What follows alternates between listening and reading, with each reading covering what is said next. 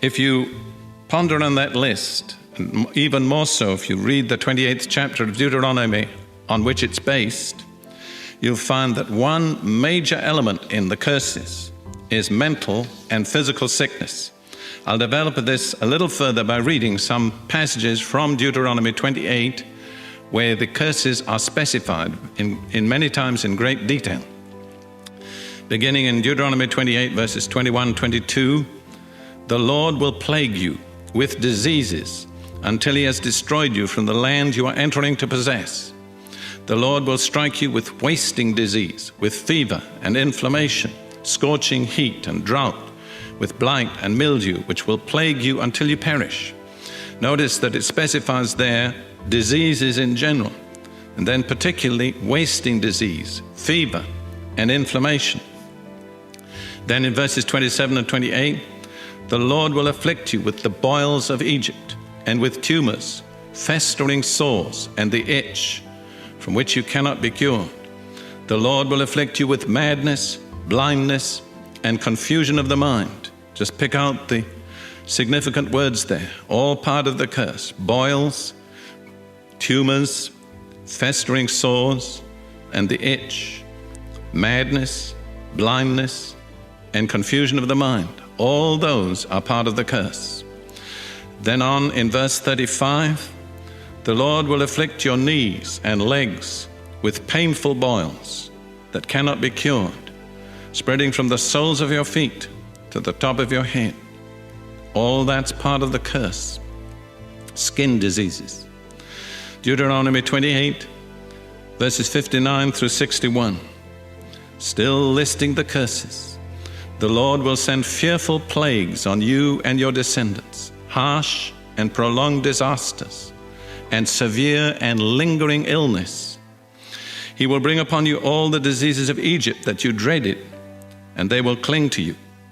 The Lord will also bring on you every kind of sickness and disaster not recorded in this book of the law until you are destroyed.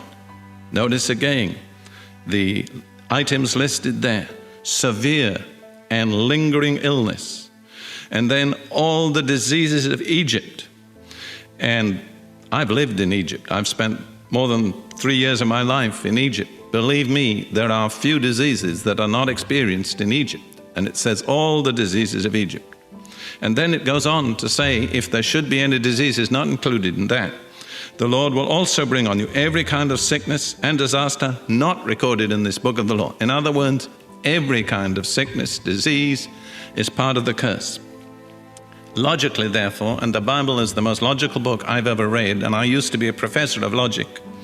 Logically, therefore, if Jesus bore the curse for us, then he bore our sicknesses, both mental and physical. And sure enough, that's exactly what the Bible declares. We'll look first of all in Isaiah 53, verses 4 and 5. Again, this is the prophetic preview of the sufferings of Jesus on the cross. Surely he, that's Jesus, took our infirmities and carried our sorrows, but the more literal translation is pains.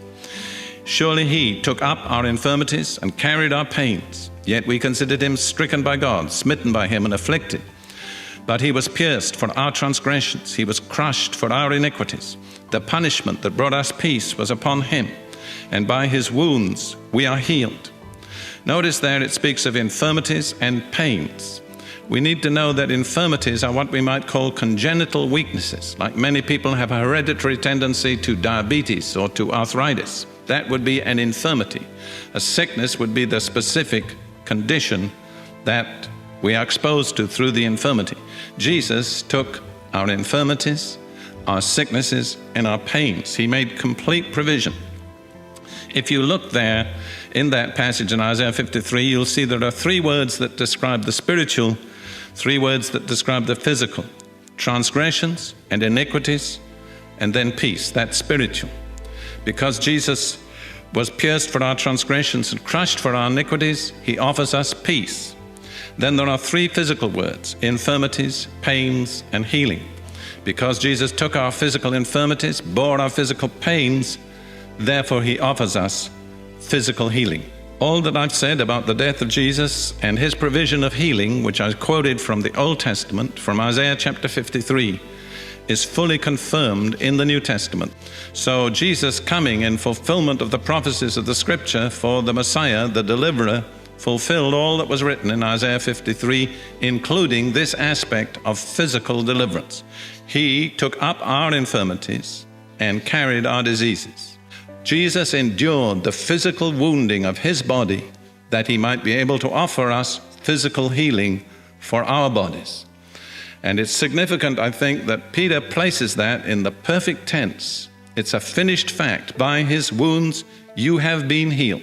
The wounds of Jesus have already obtained for us the right to physical healing. That word that Peter uses in the Greek in the New Testament is directly related to the Greek word for a doctor. It still is today. It specifically means physical healing.